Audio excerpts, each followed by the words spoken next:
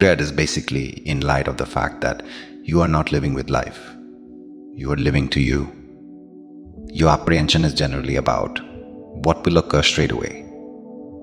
That implies your trepidation is consistently about that which doesn't exist. Assuming your apprehension is about the non-existent, your trepidation is 100% fanciful. Assuming you are experiencing the non-existential, we call that madness. All in all, individuals might be in socially acknowledged degrees of craziness. Yet assuming you're apprehensive, or on the other hand, in the event that you're enduring anything which doesn't exist, it adds up to madness, right? Individuals are continuously enduring either what happened yesterday or what might happen tomorrow. So your enduring is generally about that, which doesn't exist, essentially on the grounds that you're not established actually. You're constantly established to you. And this one piece of it is memory, one more piece of it is creative mind. The two of them are in one manner creative mind on the grounds that the two of them don't exist at this moment. You're lost in your creative mind. That is the premise of your trepidation. Assuming you were established as a general rule, there would be no trepidation. Dread is something we as a whole involvement with some point in our lives. A characteristic and significant inclination helps protect us. For instance, in the event that you're in a risky circumstance, dread advises your body to respond and safeguard you. Be that as it may, some of the time, dread can turn out to be too enormous or show up when we don't actually require it. At the point when dread begins to keep us down, now is the ideal time to conquer it. This could appear to be testing it all at once. It's conceivable. How about we investigate how we can beat dread bit by bit?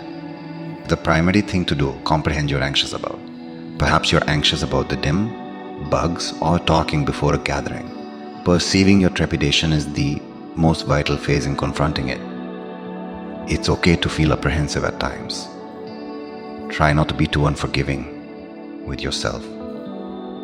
Acknowledge that dread is a typical piece of life, and it's something we as a whole arrangement with.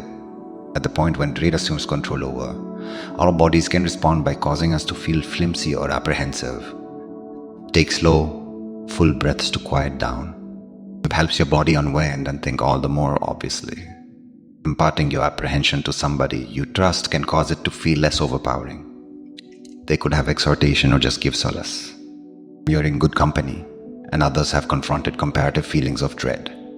Once in a while, our trepidation comes from things we have no control over. In such cases, it's fundamental to acknowledge what you have some control over. For instance, on the off chance that you are apprehensive about a rainstorm, you have zero control over the climate, yet you can cause yourself to feel more secure by remaining inside or utilizing earplugs. Information can be an amazing asset. On the off chance that you're anxious about something, dive deeper into it. The more you get it, the less strange and frightening it could appear. Rather than keeping away from what you're apprehensive about, attempt to confront it gradually. This interaction is designated openness.